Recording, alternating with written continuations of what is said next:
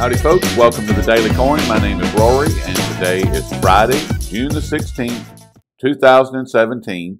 I have the great honor and very distinct pleasure of welcoming back to the show one of my favorite analysts out there. He runs the Daily Economist and he is the Daily Economist, Mr. Ken Schortgen. Ken, welcome back. Thanks a lot, Rory, and it's always a pleasure to be here. Well, I'm glad you're here. And I was listening to your show a couple of days ago, and you and I have spoken off air and on air regarding what's happening with the Belt Road Initiative, the Shanghai Cooperation Organization, and most recently, the introduction of gold-backed cryptocurrencies. And recently, President Putin of Russia met with the creator, founder, owner of Ethereum to find out what Ethereum was, how it works, how it may work with the ruble.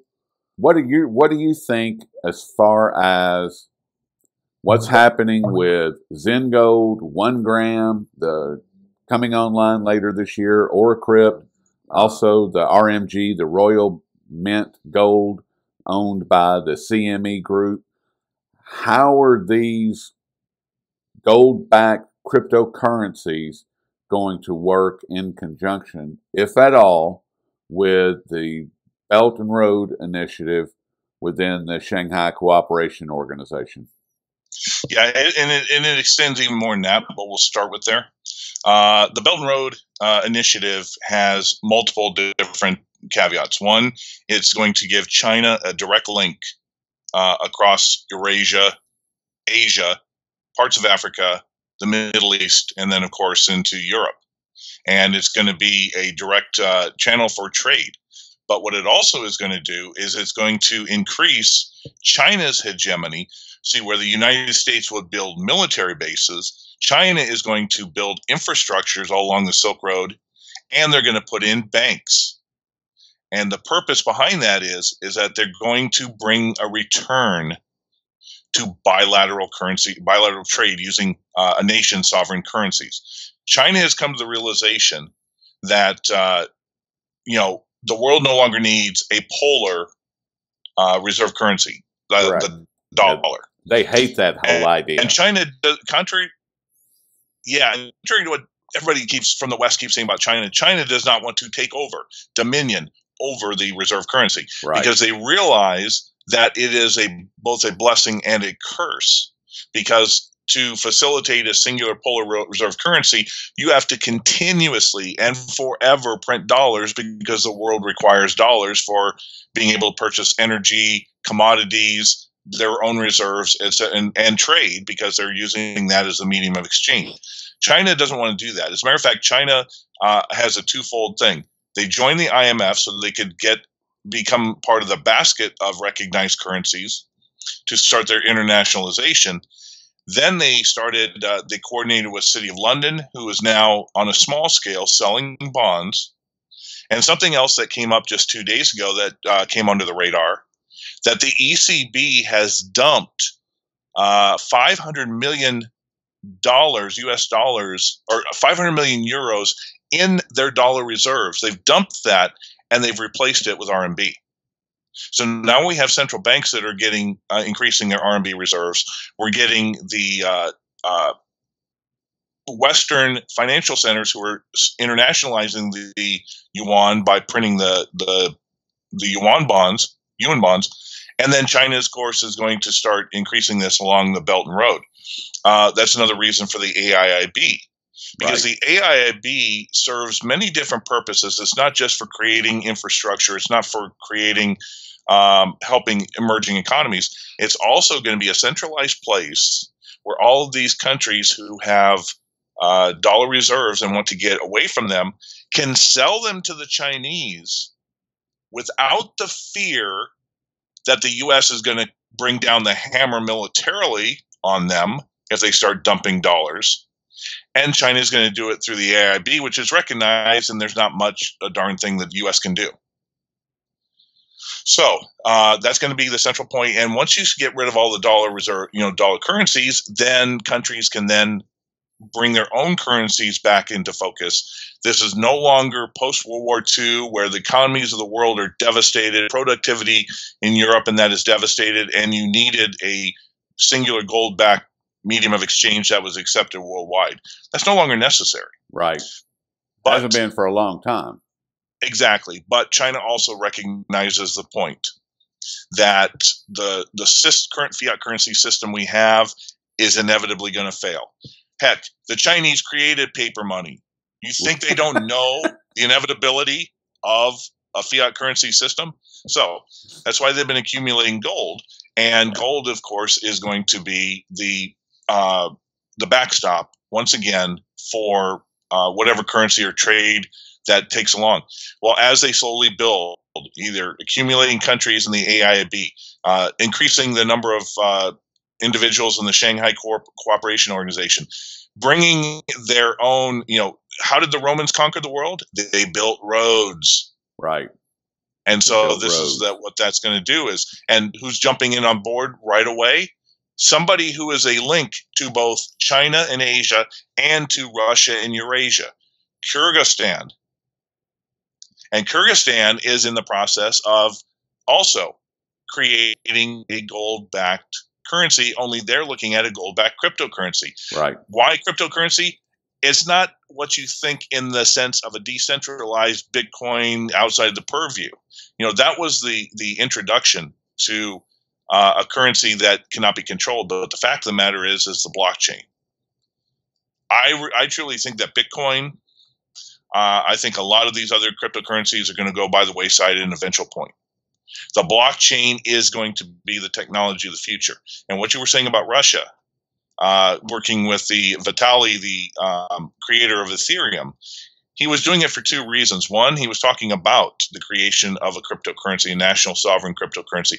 But he was also talking to him about using the blockchain to create new financial platforms and infrastructures, not only for their energy, but for their growing agriculture and for others, because Russia realizes they're going to have to wean their economies because look at OPEC nations in the Middle East. Right. Those who rely solely on oil and energy, eventually, that's how the Soviet Union fell.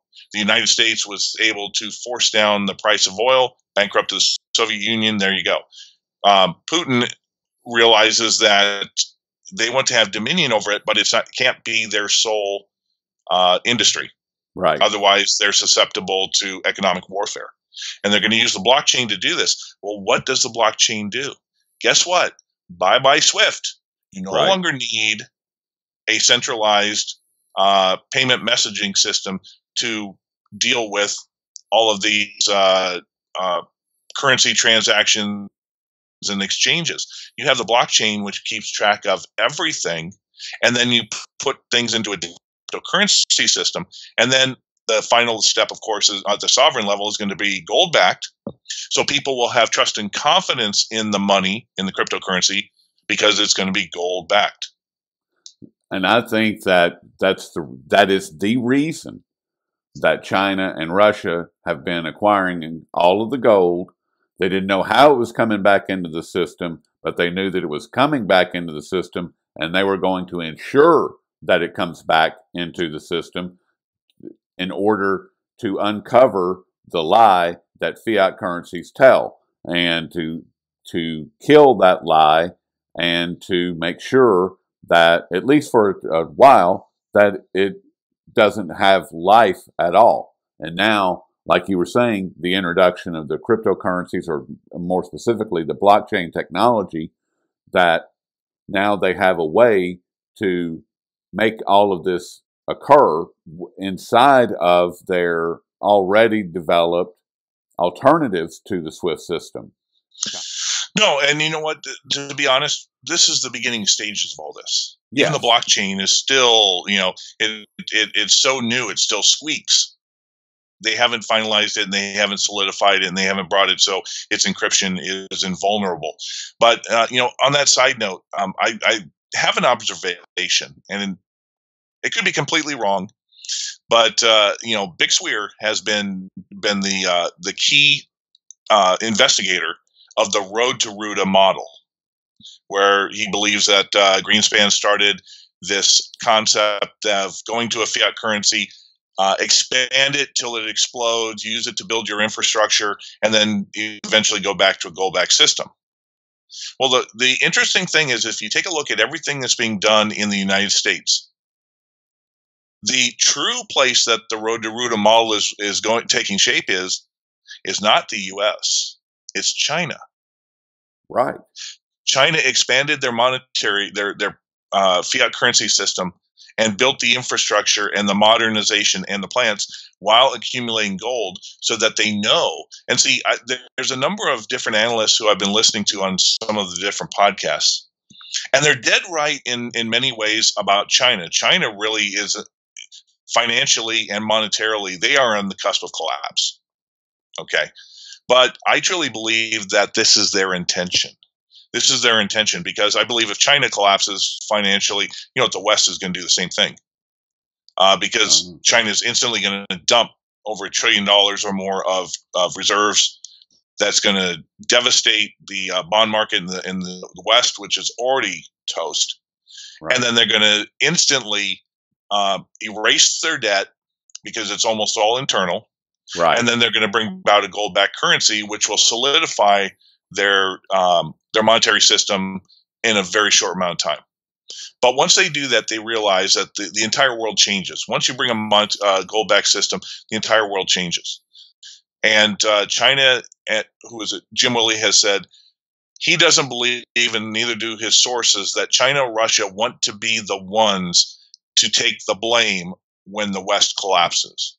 They're trying to hold on as long as they can until the West collapses on its own petard, and then they come in and, in a very short amount of time, go ahead and bring about this gold-backed system, take over the power that of the vacuum of the death of the dollar will bring about. And they already have the infrastructure. They've got the banking systems. And that's why I think Russia's rushing to the blockchain, because if they can do that, I suspect if we have a black swan event, this could happen overnight. I think there's probably a 2 to 5 year plan that's taking place between now and 2020, of which China and Russia are going to be fully secure. Because whenever you introduce a new currency, for it to be acceptable, what do you need? You need critical mass. Right. Well, 3 more, I don't know if you knew, but 3 more countries joined the AIIB yesterday. Argentina, Togo, and one other. That brings the total number to 80. Well, if there's 203 to 207 recognized sovereign nations, 80 is more than 1/3. You're getting so close to that critical mass. They're going to be willing to accept the system. You bring in the Belt and Road. You've got the trade route completely solidified. Right. And then, of course, if you've got the monetary system that people will beg to come for, you have that. Cryptocurrencies like Bitcoin, it's really interesting because there's no pure recognition of what they are. In South Korea, in Japan, in China, they're being used to launder money, to arbitrage currencies, to get out of their own currencies, which they is devaluing, and because they're being put under the strictures of capital flight, capital controls, and they're trying to get it out of that currency into another currency to buy hard assets like the Vancouver housing. What you're seeing in states, even the states in the United States, are all doing things differently. New Hampshire and Delaware have recognized it as not fully as money, but they're not going to force the normal monetary regulations on it, on the cryptocurrency. But there's another state, I can't remember which one it is. Oh, Montana. Montana, their local legislature, and signed by the governor, has appointed $417,000 to build a Bitcoin mining data center. Yes. So the government is getting involved in Bitcoin mining. So are they recognizing Bitcoin for what it is? Yes, even though it's decentralized. The other thing is you're seeing the rise of the states, whether it's Texas with its gold depository, which is now starting to accelerate. Yes. They've named a director, and yesterday they got their third-party a third-party vendor to run the depository. You have Arizona, which has passed to remove taxes from the purchase and sale of gold and silver, which is the first step in recognizes legal tender. I believe Tennessee has been passing some, looking at passing some laws. You have Oklahoma, Virginia, Idaho. Oh, Utah. Utah's got a private depository that does the same thing, that allows people to store their gold there and then use it, just like the gold money concept. They can write checks on it and do banking, only their money is stored in gold. Right. Or silver, right? Or silver. Yep. So Utah was really the first state to really kind of lead the charge as far as moving, I should say, reintroduce gold and silver back to the monetary system, and to say, hey, these are money. And like you said, to bring on the depository and change all of the laws there regarding gold and silver. I mean, they did that, about 4 or 5 years ago. They've been really instrumental in opening the door for Texas, and I believe New Mexico and several other states that are looking to change their laws and to say, we don't like the Federal Reserve note as much as we used to. We still like gold and silver a lot. Yeah, and they have the power and the right under the Constitution to do it. So they'll accept dollars because it's legal tender, and the Congress has the right to print money or coin money. But in this case, since it is considered legal tender, the Constitution says gold and silver are the only forms of money that states can use.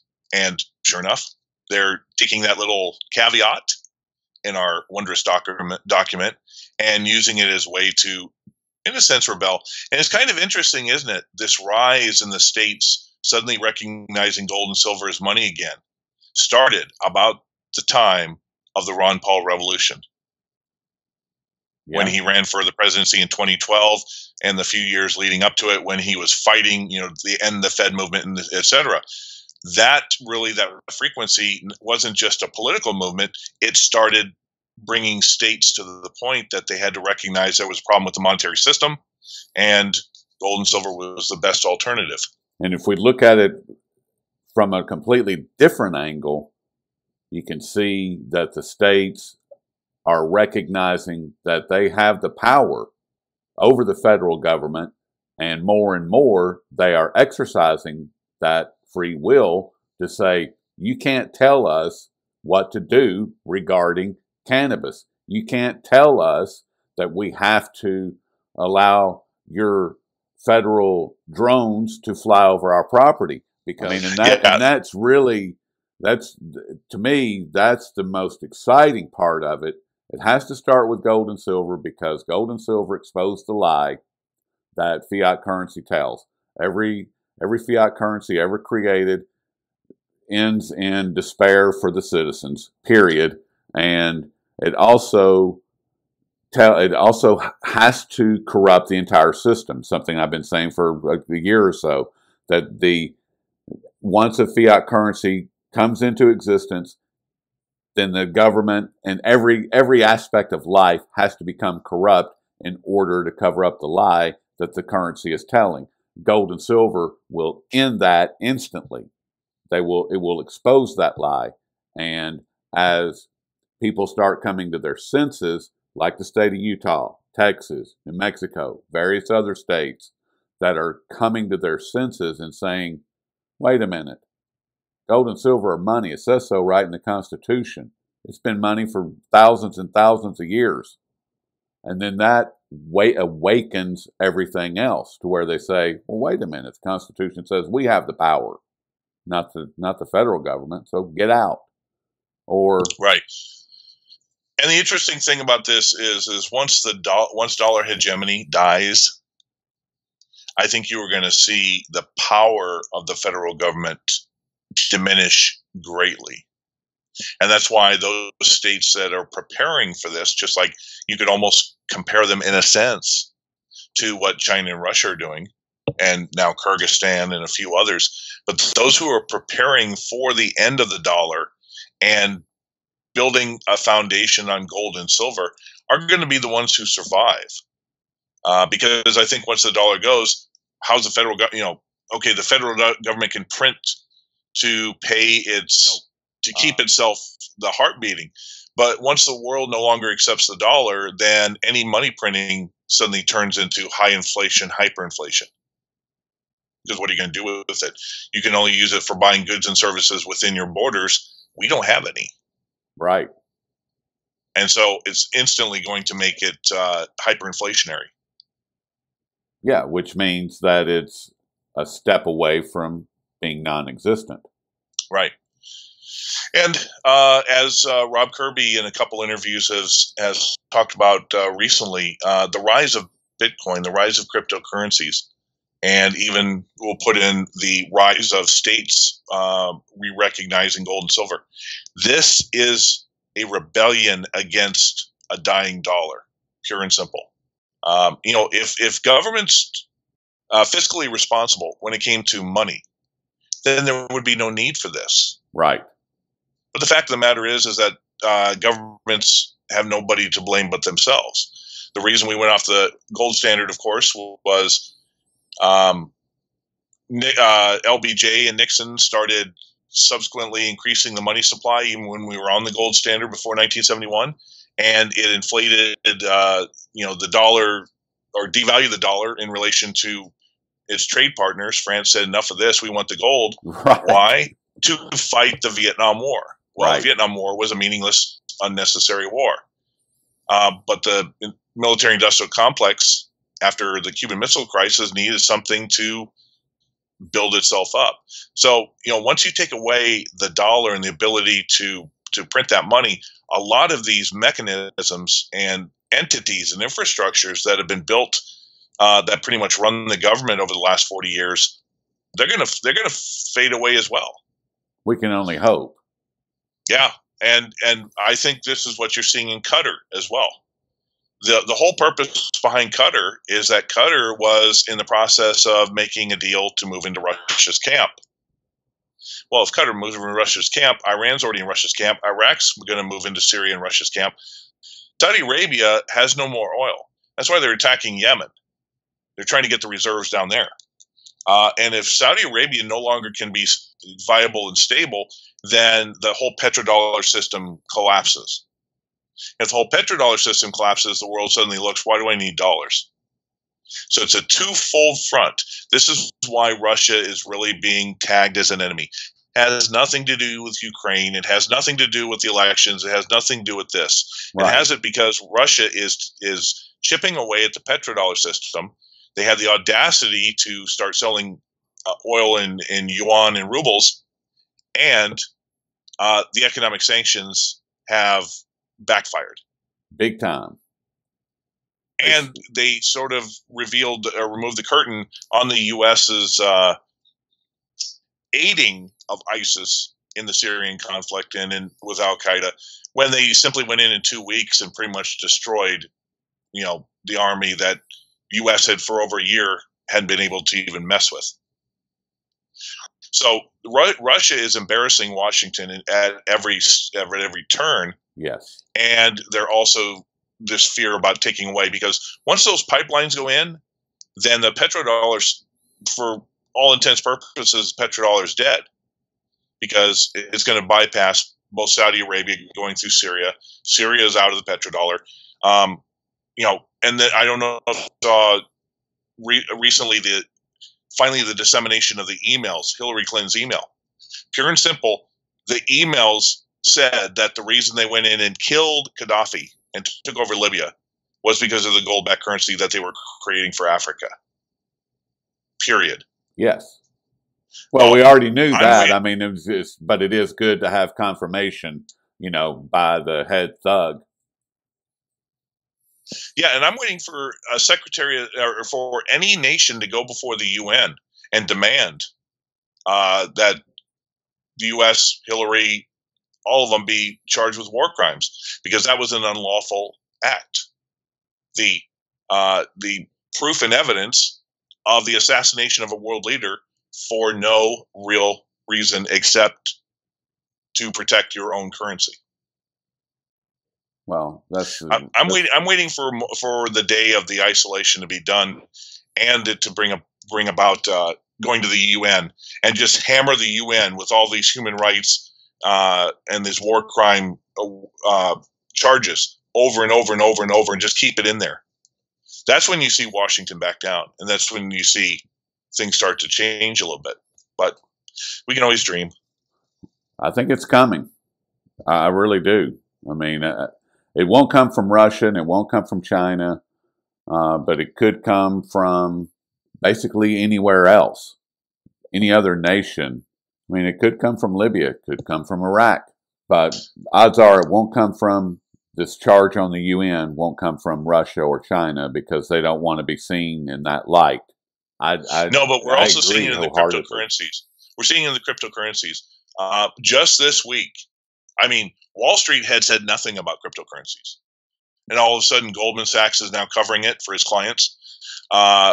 Merrill Lynch and Morgan Stanley are suddenly coming out with guidance because they've gotten thousands of phone calls from their clients saying, hey, why didn't you investigate this and give us the opportunity to make millions of dollars on these cryptocurrencies? They're up 5,000%.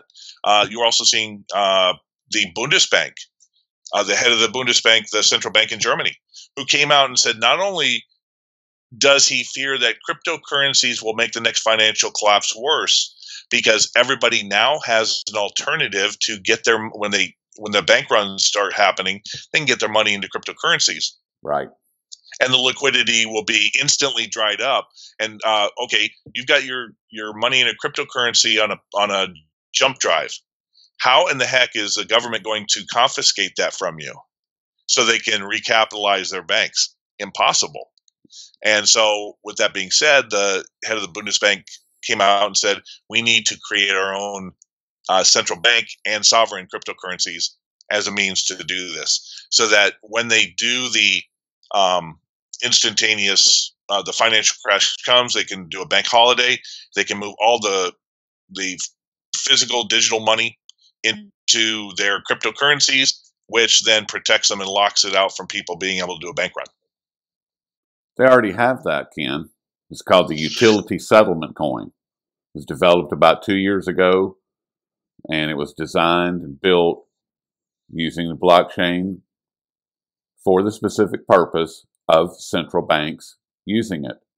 And it was built with 4 different currencies that would trade at parity. One utility settlement coin, USC, would be equal to 1 Federal Reserve note. One would be equal to 1 French franc. One would be equal to the British pound, and I believe the 4th one was either the euro or the yen. I can't remember which, but there was 4 of them that was built. It was built specifically for them, and it's at the central bank level. It's already out there, right? So it's already in place. They can do currency exchanges at the central bank level. Correct. The big fear, of course, is going to be the big banks. We had Banco Popular in Spain fail. ECB comes in, allows Santander, which is one of the most insolvent banks in Europe, to buy the sucker for €1. And then guess what? The ECB, who has been refusing to bail out Italian banks, refusing to bail out Greece, refusing to bail out, now all of a sudden offers capital to Santander because of this takeover. Why? Because guess who owns all Spanish debt? Germany. And the ECB is really just a German shill. And if German banks like Deutsche Bank are going to run into problems because of all the debt that they hold over the pigs nations, that's the one time the ECB is going to intervene and do a bailout. But they will not do a bailout to protect any of the other banks. So when you start to see the Italian banks, the Spanish banks, the Greek banks, and all these start to fail, they already did a bail-in. It wasn't a depositor bail-in, but they did a bail-in of the cocoa bonds. And they say because of the bailout of Santander, through, or the recapitalization of Santander through the bailout of Banco Popular, guess who were saved? The primary debt holders. Who were the primary debt holders? The Germans and Deutsche Bank. They're all going to. You're seeing hypocrisy come into play because the whole system is starting to collapse. Well, let's call it what it is. It's corruption and theft. That's what it is. It's not. Let's not be gentle about this. Just use the proper language. It's corruption. It's theft. That's what's going on. It's what these people. That's all that they do. That's their business model. Their business model is corruption fueled by theft. That is where the world is sick of it. The world can see it, and people are moving away from it. And just like what Rob Kirby has been saying, all this capital that's moving into the cryptocurrencies, whether it's a speculative bet, whether they're actual currency, whatever they are. I know that there's somewhere around $100 billion that's moved into the cryptocurrency space, and that is a direct slap in the face to the fiat currencies that we're currently being dealt. Nobody wants these things anymore. Nobody believes in them because they know that the thieves in Washington, D.C., the City of London, Wall Street, the Bundesbank, the ECB, all of these criminal organizations are fueled by these illegal fiat currencies. These currencies that are manifested out of the thin air. They cost us our lives. They cost us our livelihood. They cost us everything, and people are sick of it. And that's what I see anyway. I mean, maybe I'm wrong, and I think that I hope that people take some of their profits from their speculative bet on their cryptocurrencies, and they acquire physical gold and silver, and they have it in their possession because, in my opinion, that's the only thing that's going to get us through what's coming, and something is coming. I don't know when. My guess is in a lot sooner than later, but something is going to change because, as you were describing, the AIIB, and we started this whole conversation with the Shanghai Cooperation Organization, the Belt Road Initiative, crypto gold-backed cryptocurrencies. The fact that Russia and China have been acquiring all this gold. Gold is coming back. Period. It never left, but it's going to come to the front of the stage instead of being in the back of the bus where it is right now. It's still on the bus, but it's coming back. Gold and silver are going to be money. They have never not been money, but they're going to be, in my opinion, they're going to be reintroduced into the monetary system. This corruption, these lies, all of this nonsense, all going to be exposed, and it's all going to go away. It's not going to go away without a fight. It's going to be, I don't even want to speculate on that, but it's not going to just happen, in a gentle, loving fashion. These people aren't going to just hand over their power. They're not. So, thank you for letting me rant. No, you summarized it, perfectly. And people got to realize, look, there are warnings and indicators. Texas did not spend all this money, all this time, all this resources to build a depository to accept gold as legal tender from anywhere in the world. From anywhere in the world. Yeah, this is the thing about the Texas Gold Depository. If you're outside the state, you can still store it in their vault. Correct. If you are inside the state, you can use it as a bank account. The reason that they do that, of course, is because if you had your bank extend into multiple states, then the federal government would be able to take control because it's interstate commerce. But they're pulling back their gold. Why are they taking the time to do this? Why is gold-backed cryptocurrencies? Why suddenly is there the Sharia law finance that's accepting gold after 1,000 years of it not being? It's because all of these warning signs are screaming that those in the know, they know exactly what's going to happen, what is happening, and it's inevitable. It's inevitable. They're not spending all this time and resource to get these things just on a whim, or because Ron Paul was saying end the Fed and get the money. We've been talking he's been talking to end the Fed since 1974 when he went into Congress. So with that being said, the thing we should be most thankful for is not the fact that gold and silver prices have skyrocketed, but because of their needing to have gold and silver prices depressed to protect the dollar. Right. You, me, and Joe Sixpack next door can actually afford still to move our money into real money that inevitably is going to protect our wealth and not only help us to survive into the next system, but also instantly be middle class or greater, because we're going to have the one resource that is going to be well monetized for whatever comes out. Couldn't agree more. A lot of the analysts who keep coming out, and a lot of them have recently been screaming, gold-backed currencies can't work. Gold-backed money can't work. It didn't work in the past. And no, that's propaganda. The greatest time that we had in our history of stability was between both the silver standard and the gold standard leading up to 1913. Right. If you take a look at the chart from 1776 to about 1913, we'll give it that. You can take a look at the amount of inflation, and it's virtually just a flat line. No right. Inflation. Prices, gold and silver keep prices stable. And it's all about that. And you can accumulate through what? Through productivity. That's how you accumulate your wealth. Right. Not through the printing and expansion of money.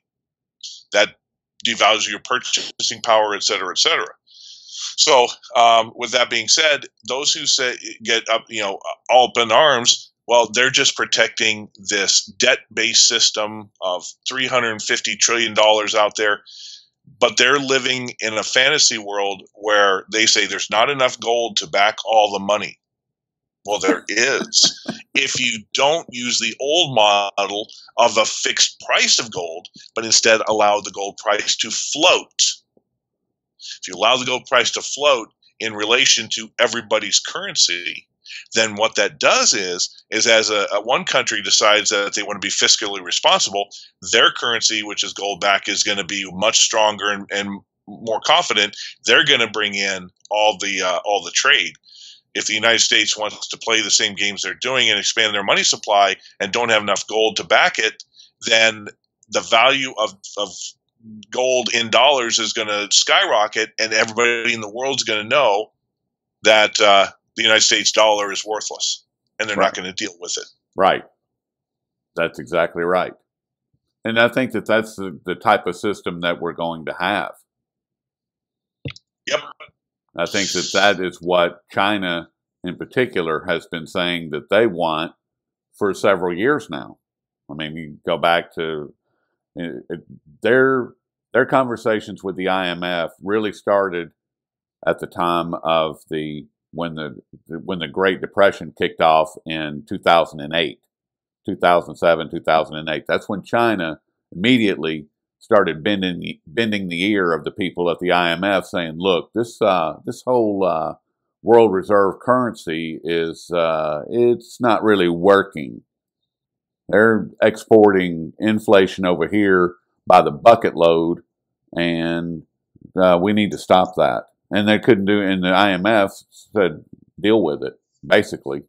And it wasn't until the United States stopped funding the IMF and China started funding the IMF, or about 3-4 years, that they seized control and they were able to get into the basket of currencies. Right, and China still does not have on its own enough weighting on the yuan to override anything that the United States wants to do as far as the monetary system.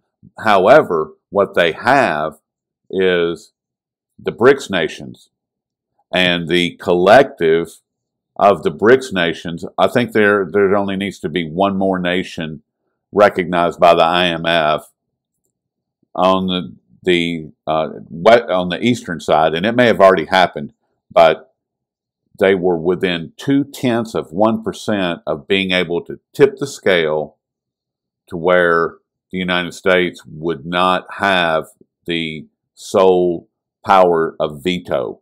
Currently, they do. Once that 0.2% is passed, the United States will no longer have the sole veto power for the IMF. And that it may have already happened. If it hasn't, it's coming soon. Yep. I agree. So, well, what else did we talk about, Ken? This has been very lively.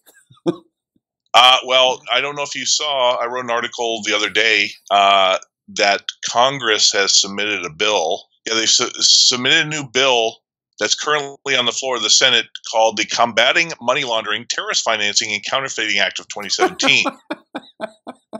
And yes. what it is that if you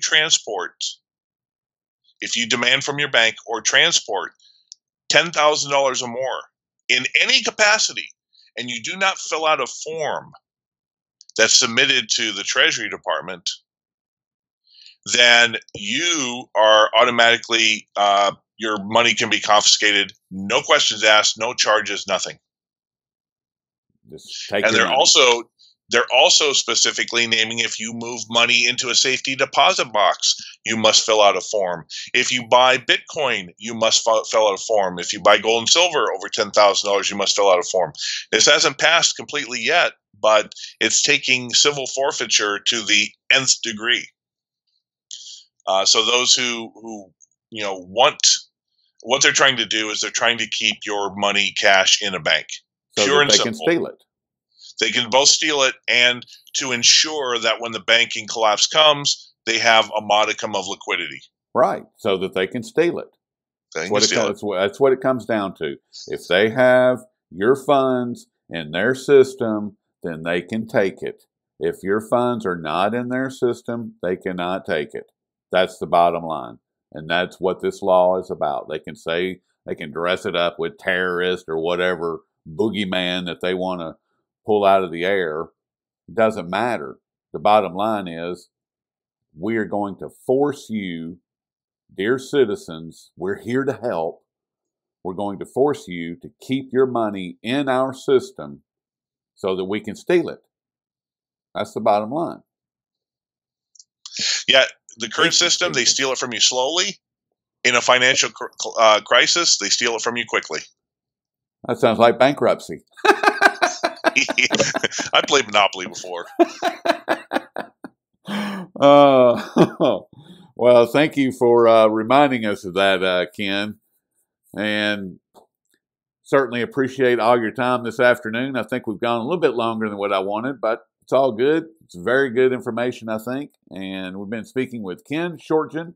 You can find all of Ken's great work over at thedailyeconomist.com. Ken, thank you for everything. Thanks as always, Rory, and appreciate it. And have a great weekend and Father's Day. And you as well.